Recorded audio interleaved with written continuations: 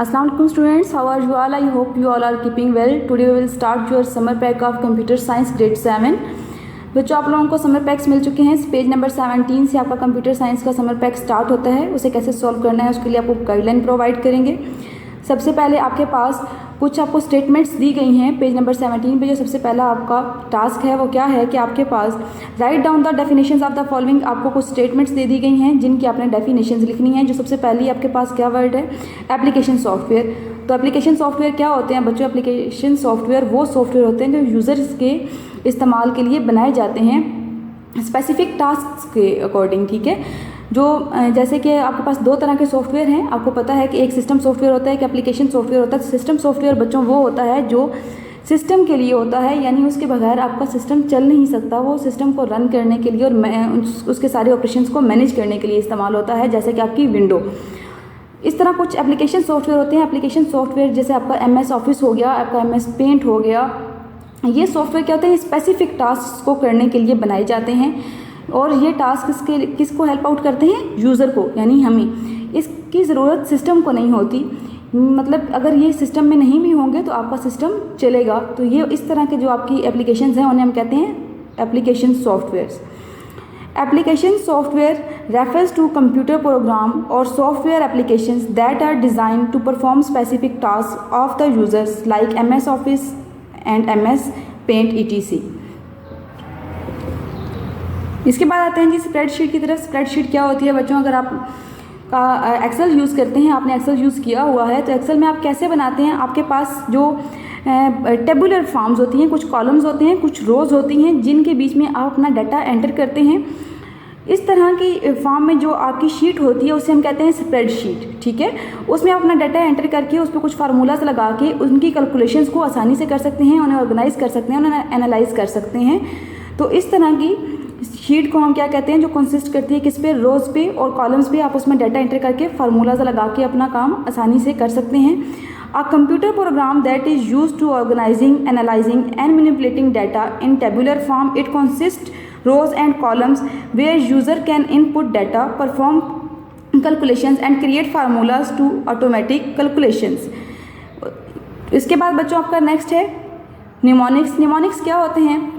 Mnemonics होते हैं बेटा आप लोगों के एक ऐसी स्कीम या ऐसा पैटर्न जो आपको चीज़ों को याद करने में, आपकी मेमोरी को इन्हेंस करने में हेल्प करता है। फॉर एग्जांपल जिस तरह बच्चों को ABC अल्फ़ाबेट्स याद करवाने के लिए उन्हें पोम के फॉर्म में दे दिया जाता है ताकि बच्चे उसको आसानी से और इंटरेस्ट लेके याद कर सकें। जिस तरह से आप मैथ में डिमैथ्स यूज़ करते हैं। डिमैथ्स क्या होता है? आपके पास एक आपको पूरा मेथड डिफाइन कर देता है। अगर आपने डिमैथ्स याद कर लिया, एक छोटा सा वर्ड है, इससे आपको पता चल गया कि पहले आपको डिवीजन करनी है, फिर मल्टीप्लिकेशन करनी है, फिर एडिशन करनी है, फिर सब्सट्रैक्शन करनी है।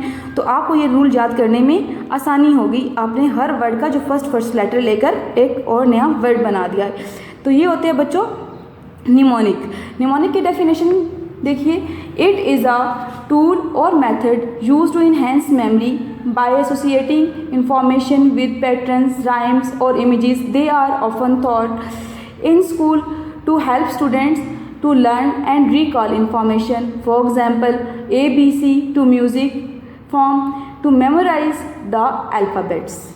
ये थे बच्चे आप लोगों के निमोनिक। उसके बाद जो फोर्थ वन है वो आपका है मल्टीटास्किंग। मल्टीटास्किंग क्या होती है बच्चों? मल्टीटास्किंग होता है एक टाइम पे डिफरेंट टास्क्स को परफॉर्म करना। तो आपका कंप्यूटर ये काम कर सकता है क्योंकि आपका कंप्यूटर बहुत आसानी से एक टास्क से दूसरे टास्क पे जाने में वक्त नहीं लेता, यानी कि आप उस अपने टास्क को तेज़ी के साथ चेंज कर सकते हैं।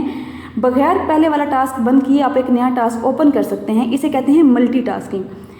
Multitasking refers to the capability of a computer to execute multiple tasks or processes. It always uses to switch between different tasks without closing program. तो ये था बच्चों आपका मल्टीटास्किंग। थंबनेल क्या है? थंबनेल क्या होता है बच्चों? थंबनेल होता है एक छोटी सी पिक्चर की फॉर्म में आपके फोल्डर के ऊपर जो छोटी सी पिक्चर, कोई भी आप फोल्डर ओपन करते हैं उस फोल्डर के ऊपर छोटी सी कोई पिक्चर शो हो रही होती है, कोई इमेज शो हो रहा होता है, उसे हम कहते हैं थंबनेल। थंबनेल की डेफिनेशन क्या है? Thumbnails are small reduced size version of the images or visual content that are used to provide overview of the original context. ठीक है, तो इसके बाद नेक्स्ट पेज पे आ जाते हैं। तो नेक्स्ट पेज पे पेज नंबर 18 है आपका। पेज नंबर 18 पे जो 6th वन है वो आपके पास कौन सा स्टेटमेंट है? Data source. डाटा सोर्स क्या होता है बच्चों? डाटा सोर्स तो अपने नेम से ही बड़ा क्लियर हो जाता है कि डाटा सोर्स का मतलब यह है कि डाटा जिस सोर्स से लिया गया, जहाँ से डाटा उठाया गया, उसे हम कहते हैं data source. Data source for example आपने अपना डाटा लिया है तो डाटा हो सकता है आपने किसी डेटाबेस फाइल से लिया हो या फिर किसी और वेब सर्विस से डाटा पिक किया हो। ये ऐसा भी हो सकता है कि आप अपने ही कंप्यूटर के अंदर मौजूद किसी फाइल में से डाटा लें या फिर किसी और कंप्यूटर जो आपके नेटवर्क के साथ अटैच कंप्यूटर हैं उनमें से आपने किसी से वो डाटा लिया हो। तो data source is a simply the source of the data. It can be database file or a web service like Facebook etc. The data might be located in same computer or on any other computer somewhere on a network. उसके बाद next बच्चों देखें, next आपका है macro. Macro क्या होता है? Macro बच्चे सेट ऑफ इंस्ट्रक्शंस होती हैं। आप अपने एक्सेल में स्प्रेडशीट को इस्तेमाल करते हुए जब कोई सेट ऑफ इंस्ट्रक्शंस दे देते हैं ताकि आपका डाटा ऑटोमेटिकली मतलब उस इंस्ट्रक्शंस के अकॉर्डिंग एग्जीक्यूट होता जाए और आपको कैलकुलेशंस में आसानी हो, तो उसे हम कहते हैं macro. Macro is an instructions that is written into your Excel workbook. Workbook के अंदर आपकी एक्सेल की वर्कबुक में आपने ये इंस्ट्रक्शंस लिखी होती हैं and allows the program to connect with other digital tools and conduct simple task automatically. ठीक हो गया। उसके बाद देखिए सेल। सेल क्या होता है? सेल बच्चों आपकी स्प्रेडशीट में कॉलम्स और रोज़ के दरमियान में जो छोटा सा एक पार्ट होता है जिसके अंदर आप डाटा को एंटर करते हैं वो आपका सेल होता है। Cell is a single intersection point of a row and a column. It is use to store and display the data. उसके बाद आते हैं बच्चों एक्टिव शीट में। एक्टिव शीट क्या होती है? आपकी स्प्रेडशीट में वो शीट जो करंटली विजिबल होती है और एडिटेबल होती है उसे हम कहते हैं एक्टिव शीट। आपकी वो शीट जो करंटली उस टाइम पे विजिबल भी होती है और क्या होती है? एडिटेबल होती है, उसे हम कहते हैं active sheet. Active a workbook typically consists of multiple sheets. Active sheet is the one that is currently visible and editable. ठीक है, आपकी वो शीट जो विजिबल और एडिटेबल होती है आपकी वर्कबुक में, उसे हम क्या कहते हैं? Active sheet. नेक्स्ट पे आते हैं थीम। थीम क्या होता है बच्चों?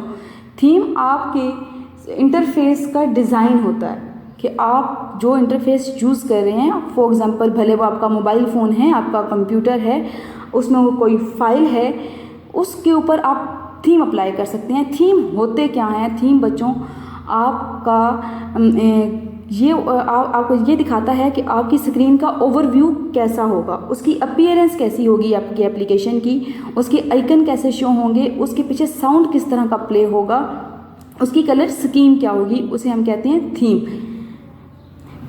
In computing and user interface design, a theme refers to the predefined collection of visual elements, styles, colors, schemes, icons and overall appearance of any application। ये page number 19 पे आपको कुछ क्वेश्चंस दिए गए हैं। ये क्वेश्चंस आपके एंटायर सिलेबस में से हैं। इन क्वेश्चंस के आपको आंसर देने होंगे। जो सबसे पहला आपका क्वेश्चन है वो है name some operating system and using nowadays. मतलब वो ऑपरेटिंग सिस्टम जो आजकल इस्तेमाल हो रहे हैं वो कौन से हैं, उनमें से उनके नेम मेंशन करें।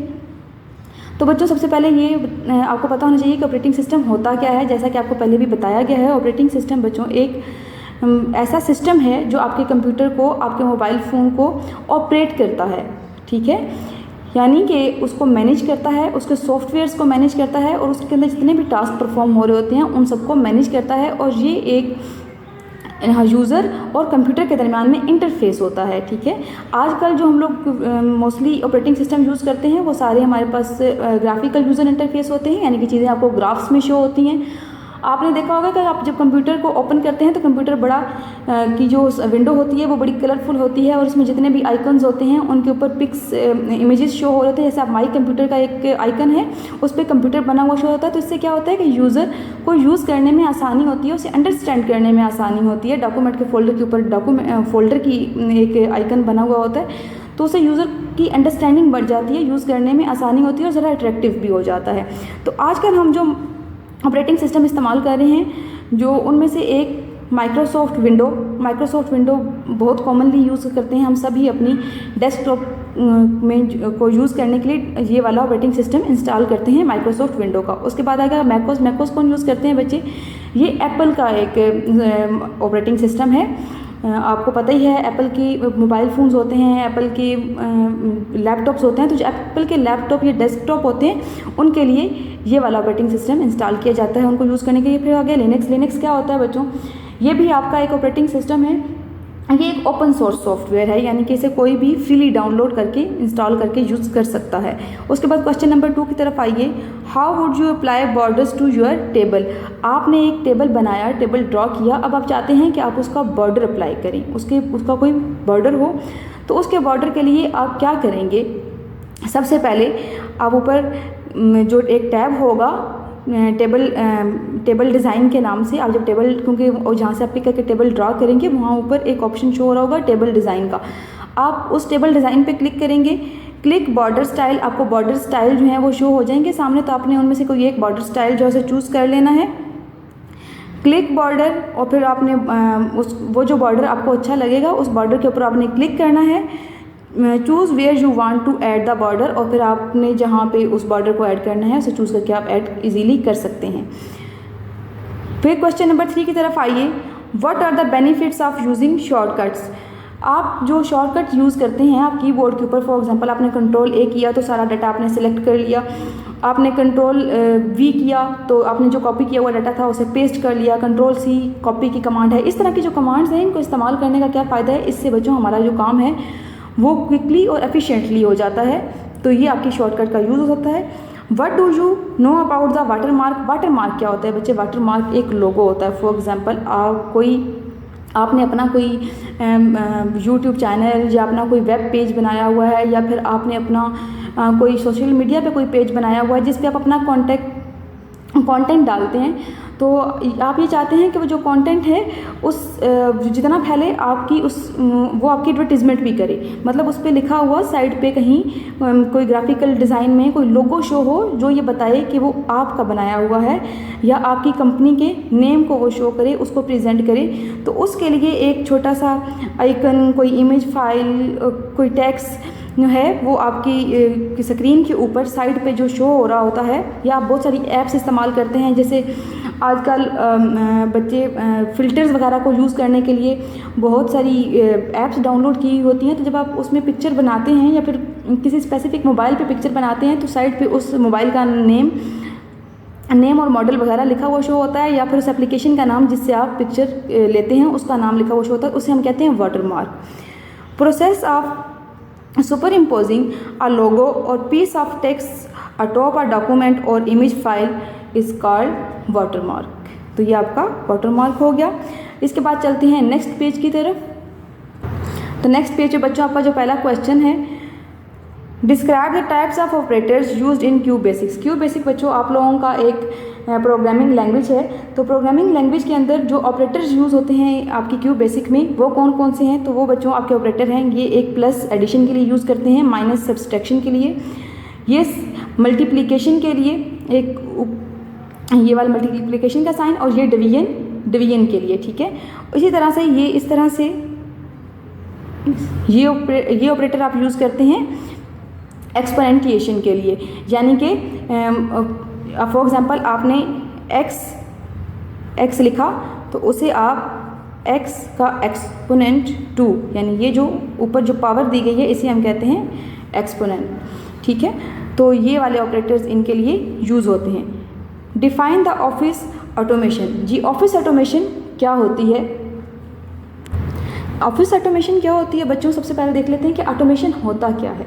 Automation the application of technology, programs, robotics or processes to achieve the outcomes with minimal human input. तो ऑटोमेशन क्या है कि आपने अपना काम जो है वो सॉफ्टवेयर्स की मदद से, प्रोग्राम्स की मदद से, कंप्यूटर सिस्टम्स की मदद से, रोबोटिक्स की मदद से लेना है, जिसमें ह्यूमन एरर का खदशा नहीं होता, वो काम ज़्यादा एफिशिएंटली हो जाते हैं। तो आपकी ऑफिस ऑटोमेशन में हम क्या देखते हैं कि ये आपकी office automation describes the different type of computer system and software, ठीक है, that are use to collect digitally store transfer alter or utilize office information to execute task. It help to manage data. तो बच्चों, आपके वो computer systems, आपके वो software जो इस्तेमाल हो रहे हैं डिजिटली डाटा को स्टोर करने के लिए, ट्रांसफ़र करने के लिए, अल्टर करने के लिए, यूटिलाइज करने के लिए, इंफॉर्मेशन को एग्जीक्यूट करने के लिए अपने टास्क को, तो उन्हें हम कहते हैं office automation. It helps to manage data. ये आपके ऑफिस के अंदर डाटा को इजीली और ज़्यादा एक्यूरेटली मैनेज करने के लिए इस्तेमाल होते हैं। 7 नंबर पे देखिए, how you will add background image into Excel sheet. आपने अपनी एक्सेल शीट के अंदर अपने एक जो बैकग्राउंड इमेज है वो ऐड करना है। तो आपने कैसे करना है? एक्सेल में बहुत सारी, आपको पता है कि आपकी वर्कशीट्स आपके पास होती हैं, तो आपने किसी एक वर्कशीट को पहले तो सिलेक्ट कर लेना है, कोई एक वर्कशीट, ठीक है। उसे सिलेक्ट करने के बाद आपने क्या जहाँ करना है, ऊपर मेन्यू बार में ना पेज लेआउट का एक ऑप्शन होता है, एक टैब होता है, एक रिबन टैब होता है ऊपर पेज लेआउट के नेम से, आपने उसे क्लिक कर लेना है। उसे क्लिक करने के बाद आपने उसके अंदर एक ग्रुप होगा पेज सेटअप का, उस पेज सेटअप के ग्रुप के अंदर से आपने बैकग्राउंड का जो ऑप्शन है उसे चूज़ करना है। उसको चूज़ करने के बाद वो आपसे ये पूछेगा कि आपने पिक्चर कहाँ से उठानी है। तो आपने जिस लोकेशन पे पिक्चर रखी होगी, आप वहाँ से उस पिक्चर को उठाएंगे जो आप बैकग्राउंड पर लगाना चाहते हैं, उसे उठा के इंसर्ट कर देंगे। तो आपकी जो उस वर्कशीट का बैकग्राउंड है, एक्सेल शीट का बैकग्राउंड, वो चेंज हो जाएगा। तो नेक्स्ट क्वेश्चन क्या है बच्चों आपका, what do you mean by numeric function. Numeric function क्या होता है? Numeric function which are use to process numeric data. ये जो आपका न्यूमेरिक डाटा को प्रोसेस करने के लिए इस्तेमाल होता है, और ये बच्चे आपके मैथमेटिकल ऑपरेशंस को परफॉर्म करता है। तो इसे हम समटाइम मैथमेटिकल फंक्शंस भी कहते हैं। Design to perform some mathematical operations such as finding the square root of a number etc। तो इसकी एग्जांपल्स क्या है हमारे पास, इंट, वैल्यू और स्क्वायर रूट। तो ये सारे जो आपके फंक्शंस हैं, उसके अलावा भी कुछ आपके न्यूमेरिक फंक्शंस हैं, ये किसके लिए इस्तेमाल होते हैं? ये आपके क्या हैं? ये आपके न्यूमेरिक फंक्शंस हैं, ठीक है। उसके बाद नेक्स्ट पेज पे आ जाइए। इधर आपको QS बेसिक्स की कुछ कमांड्स दी गई हैं। आपने बताना है कि वो क्या हैं, उनका क्या मकसद है, ये स्टेटमेंट्स क्या हैं, ये क्या कमांड देती हैं, ये क्या काम करवाती हैं। तो QS बेसिक्स आपको पता है कि एक प्रोग्रामिंग लैंग्वेज है जिसकी कुछ स्टेटमेंट्स हैं जो डिफरेंट टास्क को परफॉर्म करने के लिए, ऑपरेट करने के लिए होती हैं। तो उसमें सबसे पहले देखिए REM स्टेटमेंट क्या होती है आपकी। REM statement use to insert a comment in a basic program. आपने अपने बेसिक प्रोग्राम के अंदर जब कोई कमेंट ऐड करना है, ठीक है, कोई कमेंट डालना है, तो आप उसके लिए इस स्टेटमेंट का यूज़ करेंगे। फिर LAT स्टेटमेंट क्या होती है? LAT statement to assign the value of expression to the variable. आपने किसी वेरिएबल को, जैसे आप मैथ में XYZ की को कोई ना कोई वैल्यू असाइन करते हैं ना कि x = 0 और 2 और समथिंग, उसी तरह से आपने जब उस वेरिएबल को कोई वैल्यू असाइन करनी है तो आप उस वैल्यू के लिए ये वाली स्टेटमेंट का इस्तेमाल करेंगे। एंड स्टेटमेंट क्या होती है? End statement is use to end the program execution. End statement किसी भी प्रोग्राम के एंड पे दी जाती है, जो ये बताती है कि आपका ये वाला प्रोग्राम यहाँ पर एंड हो गया।